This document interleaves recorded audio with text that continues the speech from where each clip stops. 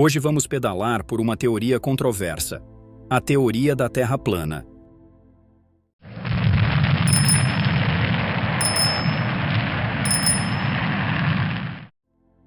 A Terra plana é uma concepção para o formato da Terra como um plano ou um disco. Muitas culturas antigas tinham concepções de uma Terra plana. Isso antes do desenvolvimento da ciência grega por volta do século VI a.C., com Pitágoras e Parmênides. Aristóteles forneceu evidências para a forma esférica da Terra por volta de 330 a.C.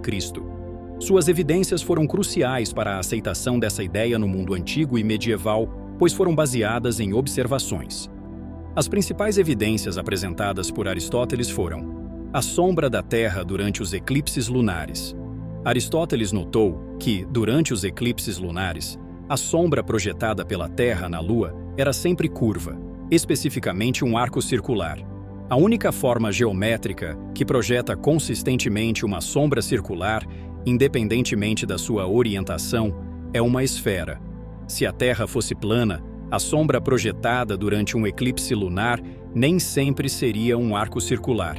Em alguns casos, poderia ser uma linha reta ou uma elipse.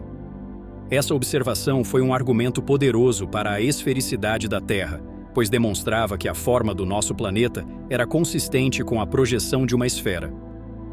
Observações de navios no horizonte.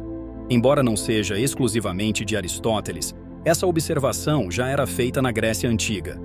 Os gregos notaram que, quando um navio se aproximava da costa, primeiro se avistava o mastro, e só depois o casco. Da mesma forma, quando um navio se afastava, a última parte a desaparecer de vista era o mastro. Esse fenômeno só é possível em uma superfície curva, como a de uma esfera. Se a Terra fosse plana, o navio inteiro diminuiria de tamanho gradualmente até desaparecer no horizonte. Também na Grécia Antiga, houve outra contribuição para um entendimento de uma Terra esférica. Foi Eratóstenes de Cirene, o primeiro a calcular o raio da Terra com uma precisão notável para a época. Eratóstenes viveu entre 276 a.C. e 194 a.C. Ele foi matemático, astrônomo, geógrafo e bibliotecário grego que utilizou um método engenhoso com base em observações e cálculos geométricos para calcular a circunferência da Terra. Como bibliotecário, teve acesso a documentos na Biblioteca de Alexandria e, a partir de sua leitura, notou que no solstício de verão, as paredes dos poços na cidade de Siena, hoje Assuã, não projetava sombra nas paredes dos poços. Porém, na mesma data e horário, esse fenômeno não acontecia em Alexandria. Assumindo que os raios solares incidiam paralelamente na Terra, ele levantou a hipótese de que a superfície do planeta deveria possuir uma curvatura, o que explicaria a ausência de sombra numa cidade, mas não na outra. Motivado pelas ideias de formas perfeitas e simétricas, elementos comuns nos estudos científicos na Grécia Antiga, Eratóstenes propôs que a Terra teria uma forma esférica, e então elaborou um experimento para medir o seu raio.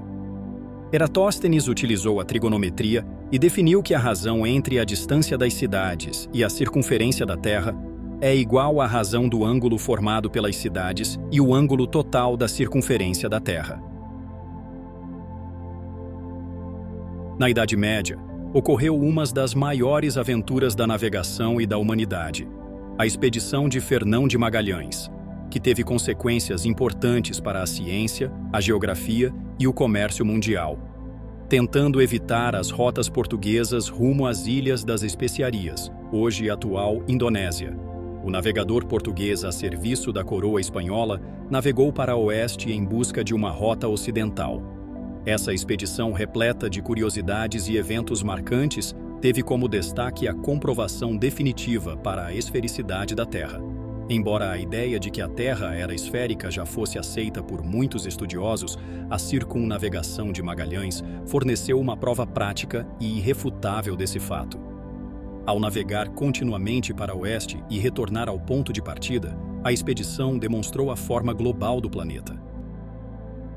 Todos os povos da antiguidade, em certo momento, acreditavam em uma terra plana. Os egípcios e os mesopotâmios retratavam o mundo como um disco flutuando no oceano. Os hebreus acreditavam que o céu era uma cúpula sólida com o Sol, a Lua e as estrelas errantes. Como eram chamados os planetas na época?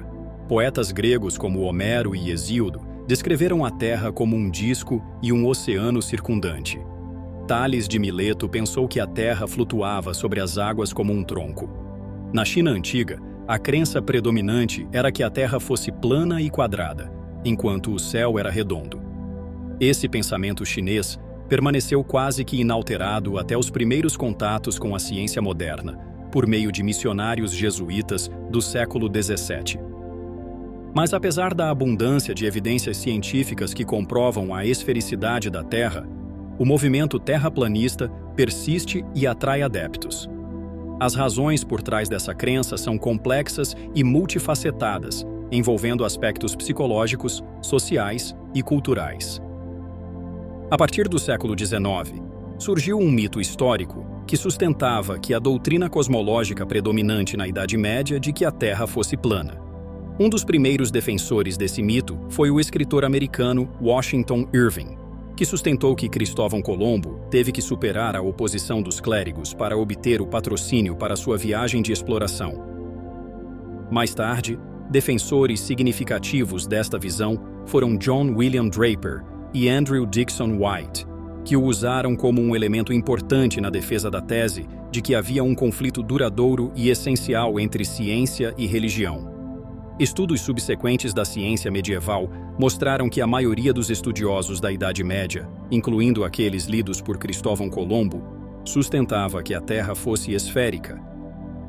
Ainda no século XIX, o escritor inglês Samuel Rowbotham, sob o pseudônimo Parallax, produziu um panfleto, Astronomia Zetética, onde apresentava argumentos científicos para uma Terra plana.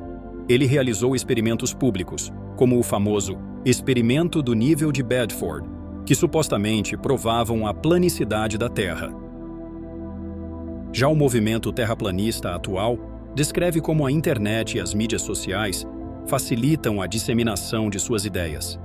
As plataformas permitem que indivíduos e grupos se conectem e compartilhem informações que reforçam suas crenças. Além disso, algoritmos de recomendação podem criar bolhas informativas, expondo terraplanistas apenas a conteúdo que confirma suas visões. A proliferação de vídeos e artigos sobre a Terra plana pode dar a impressão de que essa crença é mais difundida do que realmente é. Além disso, terraplanismo envolve uma desconfiança significativa nas instituições estabelecidas, como governos e a comunidade científica. Essas crenças alimentam teorias de conspiração sobre a forma da Terra. Além disso, a linguagem técnica e complexa da ciência pode alienar algumas pessoas, enquanto o terraplanismo oferece explicações mais simples e atraentes para quem se sente distante da ciência tradicional. Existe também o viés de confirmação, que leva as pessoas a buscar e interpretar informações que confirmam suas crenças pré-existentes, ignorando evidências contrárias. Terraplanistas tendem a focar em informações que apoiam sua visão, descartando ou distorcendo evidências científicas. O pensamento seletivo também é relevante, pois eles escolhem observações e experimentos que parecem apoiar a teoria deles, ignorando as provas da esfericidade da Terra. Para algumas pessoas, o terraplanismo oferece um senso de pertencimento a uma comunidade com uma visão de mundo alternativa. A crença em uma verdade oculta pode gerar sentimentos de exclusividade e superioridade intelectual. Além disso, a crença em conspirações pode ajudar a lidar com a incerteza e a complexidade do mundo moderno, fornecendo explicações simples para fenômenos complexos. E por fim, a falta de pensamento crítico é um fator preponderante para essa crença. O não questionar das fontes e das informações que são passadas para as pessoas fazem com que elas acreditem em qualquer coisa que seja dita. É importante ressaltar que a teoria da Terra plana é uma pseudociência que não possui base científica. As evidências que comprovam a esfericidade da Terra são abundantes e irrefutáveis. No entanto, compreender os fatores que contribuem para a persistência dessa crença é fundamental para promover o pensamento crítico e a alfabetização científica.